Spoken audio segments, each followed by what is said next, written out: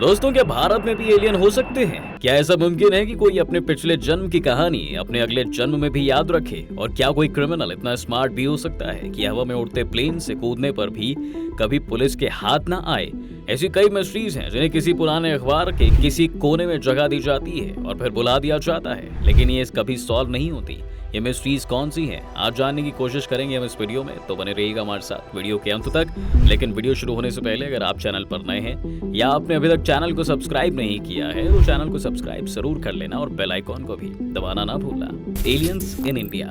दोस्तों, वैसे तो आपने एलियंस और यूएफओस के बारे में अमेरिका में ही बात होते हुए सुनी होगी, और अब तो उनके मिलिट्री ने भी मान लिया है कि पिछले सालों में वो 150 से ज्यादा यूएफओस को डिटेक्ट कर चुके हैं, जिनके ओरिजिन के बारे में उन्हें कुछ नहीं पता। लेकिन भारत में एलियंस को लेकर काफी कम बात होती है। ये किस्सा 18 दिसंबर 2012 का है। जी हाँ, जब राजस्थान के जोधपुर में अचानक से लोगों को एक सोनिक बूम सुनाई दिया।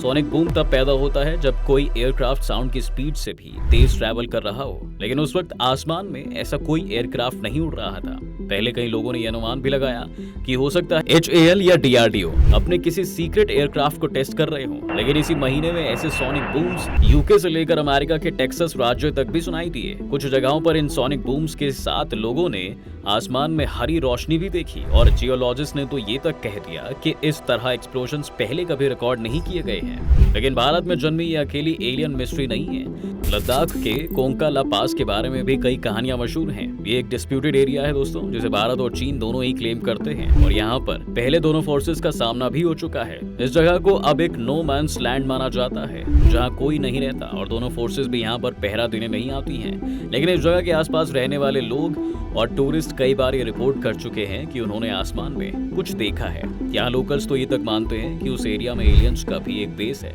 जिस वजह से उन्हें इतनी तादाद में ये यूएफओस दिखते हैं। और भारत और चीन दोनों को ही इसके बारे में अच्छे से मालूम है, जिस वजह से वो यहाँ पर पेट्रोलिंग नहीं करते। खैर, सच क्या है वो तो कभी पता नहीं चलेगा, लेकिन फिलहाल आगे बढ़ते हैं। DB copper. दोस्तों, DB कॉपर नाम के एक इंसान की कहानी बहुत ही ज्यादा इंटरेस्टिंग है। 24 नवंबर 1971 के दिन डेनियल कॉपर नाम के इंसान ने $20 का पोर्टलैंड से सेटल का एक वन वे टिकट लिया और नॉर्थ वेस्ट एयरलाइंस की फ्लाइट नंबर 305 में बैठ गया। उसने एक बिजनेस सूट और काली टाई पहनी हुई थी और उसके पास एक ब्रीफकेस और एक ब्राउन पेपर था। फ्लाइट के हवा में उड़ने के बाद उसने फ्लाइट अटेंडेंट को वो पेपर पकड़ाया। पहले तो उस पेपर को उसने नहीं पढ़ा, लेकिन जब कॉपर ने उसका ध्यान उस पेपर की तरफ दिलवाया तो उसमें लिखा हुआ था कि उसके पास एक बॉम्ब है। कॉपर ने बताया कि वो बॉम्ब उसके बैग में है, और जब उसने ब्रीफकेस खोला तो सचमुच उसमें कुछ लाल कलर की स्टिक्स और वायर्स लगी हुई थी, जो बॉम्ब जैसे ही दिख रहा था। कॉपर की डिमांड थी कि उसे $2 लाख चाहिए, जो कि $20 के नोटों में हो, और साथ ही 2 फ्रंट और 2 बैक पैराशूट चाहिए। इसके साथ साथ कॉपर की डिमांड भी थी कि जैसे ही फ्लाइट लैंड हो जाए उसे वहां पर रिफ्यूलिंग के लिए फ्यूल ट्रक की भी जरूरत है। FBI ने उसकी सारी बातें मान ली और उसके बाद उसने सभी पैसेंजर्स और क्रू के कुछ लोगों को छोड़ दिया और प्लेन लेकर फिर उड़ गया।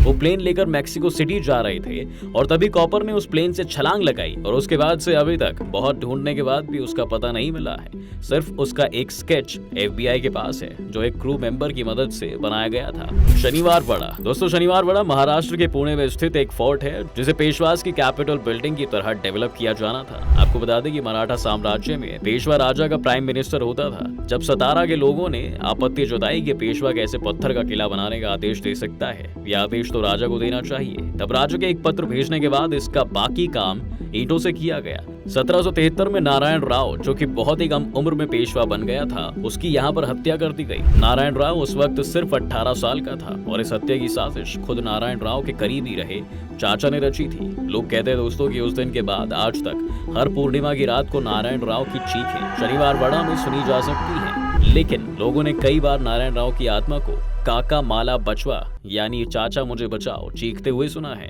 1828 में शनिवार बड़ा में आग लग गई, जो कि 7 दिन तक नहीं बुझाई जा सकी, जिस वजह से किले के मजबूत ग्रेनाइट वाले हिस्से के अलावा सब जलकर बर्बाद हो गया।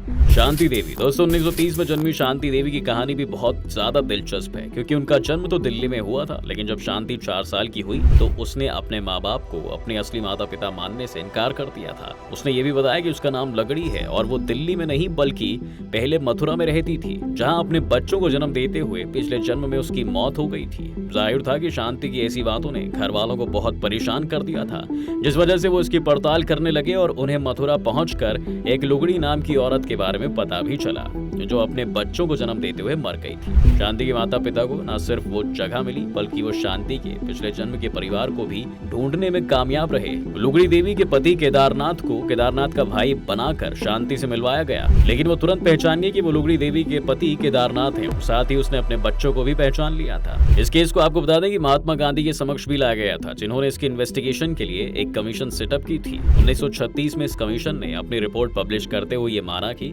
शांति देवी पिछले जन्म में लुगड़ी देवी थी। शांति देवी ने इसके बाद कभी शादी नहीं की और उन्होंने अपने ये कहानी 3 अलग-अलग इंटरव्यूज में बताई थी, जिसमें पहला इंटरव्यू 1950 के दशक का था, फिर दूसरा इंटरव्यू 1986 में यान स्टीवनसन और के.एस. रावत नाम के पत्रकार को दिया गया था, और रावत ने ही अगले साल 1987 में उनके मरने से सिर्फ 4 दिन पहले एक बार फिर उनका इंटरव्यू लिया था। लेकिन अब ये कहानी वैज्ञानिकों के लिए एक बड़ी सरदर्दी बनी हुई थी। आखिर वो कैसे इस पुनर्जन्म की कहानी को सच मान सकते हैं? लेकिन एक परेशानी ये भी है दोस्तों कि शांति देवी के क्लेम्स को नकारने के लिए भी उनके तर्क कम पड़ जाते हैं। ग्वालियर फोर्ट। ग्वालियर का ये किला भारत के सबसे पुराने किलों में से एक है दोस्तों। ये माना जाता रहा है कि ये किला कम से कम 1100 साल पुराना है, पर स्थानीय लोगों की माने तो किले की उम्र और ज्यादा मालूम पड़ती है। वो लोग मानते हैं कि किले को 3वीं शताब्दी के दौरान बनाया गया था। इतना पुराना होने की वजह से इस किले पर कई अलग अलग शासकों ने राज किया, जैन, मुगल, मराठा, ना जाने इसने कितने ही राज देखे हैं, और हर बार सत्ता के बदलने पर इस किले को नया रंग देने की कोशिश की गई है, जिस वजह से किले के अंदर विभिन्न धर्मों के अलग अलग मंदिरों और स्कूल भी हैं। तो बात उस जमाने की है दोस्तों जब एक मराठा राजा रणजीत राव का यहाँ शासन हुआ करता था। राजा की कोई संतान न होने की वजह से राजा को हमेशा से डर रहता था कि कोई तख्ता पलट कर उसकी सियासत न छीन ले। इस डर को दूर करने के लिए राजा को एक ही रास्ता सूझा। राजा ने हर उस इंसान को गिरफ्तार करना शुरू कर दिया जो उसे अपनी गद्दी के लिए खतरा लगता था। इतना ही नहीं, राजा ने बर्बरता की हद यूं पार कर दी कि जिन तहखानों में उन्हें रखा जाता था वहां पर उन्हें अफीम का पानी पिलाया जाता था, जिससे कि वो सभी कैदी धीरे धीरे अफीम के आदी हो गए। इन लोगों को इस तरह अफीम दी जाती थी कि ना वो कुछ खा पाए और ना ही फिर सो पाए। जब किसी कैदी को अफीम की लत लग जाती थी तब उसे अफीम देना छोड़ दिया जाता था ताकि वो तड़प तड़प कर मर जाए। क्या आपने मानसिक हिंसा का इससे क्रूर उदाहरण कभी देखा है? माना जाता है कि इन कैदियों को इतना सताया गया कि इनकी आत्माओं को अब तक शांति नहीं मिली है और ये इसी किले में भटकती रहती हैं। कई बार लोगों ने इनकी तड़प महसूस भी की है। तो दोस्तों ये थी वो रहस्यमय घटनाएं जो अभी तक सुलझाई नहीं जा सकी हैं। इसमें से कौन सी घटना ने आपको ज्यादा प्रभावित किया, हमें कमेंट सेक्शन में लिखकर जरूर बताएं। उम्मीद है कि आपको आज की इस वीडियो में काफी कुछ नया मिला होगा। अगर ये वीडियो आपको पसंद आया है तो वीडियो को लाइक करें, शेयर करें और चैनल पर अगर नए हैं तो जाने से पहले चैनल को सब्सक्राइब करना ना भूलें।